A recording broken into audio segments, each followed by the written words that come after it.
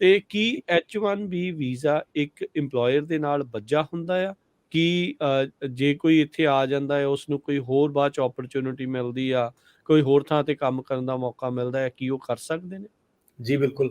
ਸੋ ਮੈਂ ਤੁਹਾਡੇ ਸਵਾਲ ਦਾ ਜਵਾਬ ਪੁਰਾਣੇ ਵਾਲੇ ਦਾ ਦਿੱਤਾ ਨਹੀਂ ਐਕਚੁਅਲੀ ਪੂਰਾ। ਸੋ ਗ੍ਰੀਨ ਕਾਰਡ ਤੇ ਠੀਕ ਆਪਣੀ ਗੱਲ ਰਹਿ ਗਈ ਕਿ 15 ਸਾਲ ਇਹਦੇ ਲੱਗਦੇ ਆ। ਸੋ ਸਵਾਲ ਤੁਹਾਡਾ ਸੀਗਾ ਕਿ 6 ਸਾਲ ਤੋਂ ਬਾਅਦ ਕੀ ਹੁੰਦਾ, ਕਿੱਦਾਂ ਐਕਸਟੈਂਡ ਠੀਕ, ਕਰਦਾ। ਹਾਂਜੀ। ਸੋ ਜਿਹੜਾ ਇੱਕ ਵਾਰੀ ਗ੍ਰੀਨ ਕਾਰਡ ਫਾਈਲ ਹੋ ਜਾਂਦਾ, ਉਹਦੀ ਇੱਕ ਸਟੇਜ ਹੁੰਦੀ ਹੈ, ਉਹਨੂੰ ਕਹਿੰਦੇ I-140। ਜਿੱਦਾਂ ਹੂੰ, ਆਪਣੇ ਫੈਮਿਲੀ ਬੇਸ ਦਾ I-130 ਹੁੰਦਾ, ਇਹਦਾ I-140 ਹੁੰਦਾ ਹੈ ਨਾ।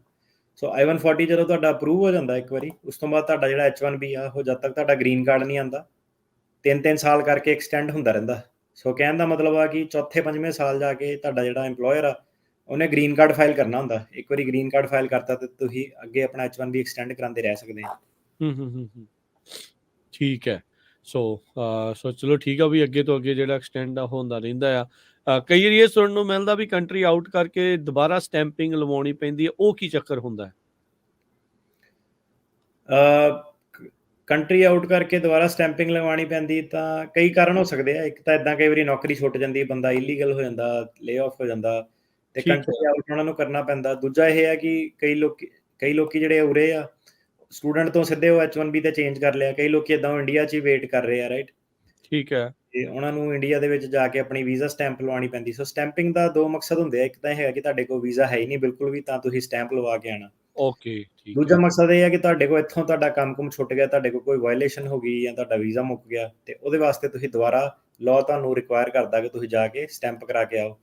ਤੇ ਤੁਸੀਂ ਜਿੱਦਾਂ ਪੁੱਛਿਆ ਕਿ ਇਹਦੇ ਵਿੱਚ ਕੀ ਆਪਾਂ ਇੰਪਲੋਇਰ ਬਦਲ ਸਕਦੇ ਹਾਂ? ਹਾਂਜੀ, ਚੇਂਜ। ਬਿਲਕੁਲ ਬਦਲ ਸਕਦੇ ਹਾਂ। ਤੁਸੀਂ ਬੱਝੇ ਨਹੀਂ ਹੈਗੇ।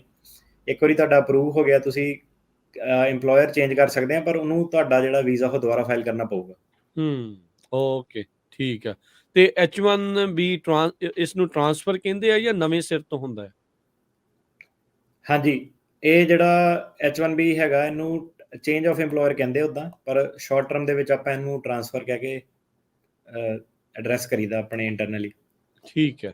ਓਕੇ, ਸੋ ਉਹੀ ਚੀਜ਼ ਜਿਹੜੀ ਉਹ ਹੈਗੀ ਆ।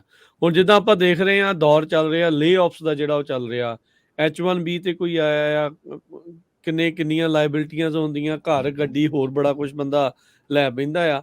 ਵੀ ਅਚਨਚੇਤ ਤੇ ਲੇ ਆਫ ਵਗੈਰਾ ਹੋ ਜਾਵੇ ਤੇ ਫਿਰ ਉਹਨਾਂ ਦੇ ਲਈ ਅੱਗੇ ਕੀ ਰਾਹ ਹੈਗੇ ਆ? ਕੀ ਕੁਛ ਮੋਹਲਤ ਮਿਲਦੀ ਆ ਨਵੀਂ ਜੌਬ ਲੱਭਣ ਦੇ ਲਈ, ਉਹ ਜਾਂ ਕੋਈ ਹੋਰ ਵੀ ਰਸਤਾ, ਵਰਕ ਅਰਾਊਂਡ ਕੋਈ ਵੀ ਹੁੰਦਾ ਹੈ?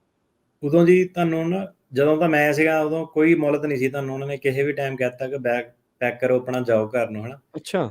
ਸੋ ਤੁਸੀਂ ਉਹ ਤੋਂ ਲਾ ਸਕਦੇ ਆ ਕਿ ਇੱਕ ਬਾਰਗੇਨਿੰਗ ਪੋਜੀਸ਼ਨ ਨਹੀਂ ਸੀਗੀ ਇੰਪਲੋਇਰ ਦੇ ਨਾਲ। ਉਹਨੇ ਕਦੋਂ ਵੀ ਕਹਿ ਦੇਣਾ, ਫਰਾਈਡੇ ਨੂੰ ਆ ਕੇ ਭਾਵੇਂ ਕਹਿ ਦਿਓ ਤੁਸੀਂ ਚੱਲ ਜਾਓ, ਹਨਾ।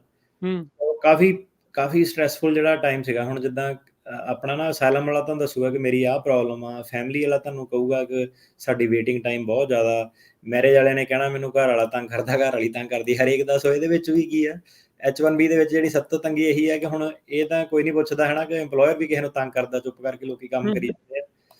ਪਰ ਇਦਾਂ ਕਿ ਜਿਹੜਾ ਹੁਣ ਕੱਚਾ ਬੰਦਾ ਕੰਮ ਕਰਦਾ, ਉਹ ਐਂਡ ਆਫ ਦਾ ਡੇ ਉਹ ਫੇਰ ਵੀ ਛੱਡ ਕੇ ਜਾ ਸਕਦਾ, ਕਰ ਸਕਦਾ। ਸੋ ਜਿਹੜੇ ਵੀਜ਼ੇ ਵਾਲੇ ਕਈ ਵਾਰੀ ਕੀ ਆ ਕਿ ਫਸ ਜਾਂਦੇ ਸੀ ਉਦੋਂ ਇਸ ਹਿਸਾਬ ਨਾਲ ਕਿ ਹੁਣ ਤੁਹਾਡਾ ਵੀਜ਼ਾ ਉਹਦੇ ਕੋਲ ਅੱਜ ਤੁਹਾਨੂੰ ਲੇ ਆਫ ਕੀਤਾ, ਖੜੇ ਪੈਰ ਦਾ ਤੁਹਾਨੂੰ ਸਟ੍ਰੈਸ ਪੈ ਜਾਣਾ। ਸੋ ਇਹ ਤਾਂ ਕਰਕੇ ਕਿ ਇੰਪਲੋਇਰ ਦਾ ਕੰਟਰੋਲ ਜ਼ਿਆਦਾ ਹੁੰਦਾ ਸੀਗਾ।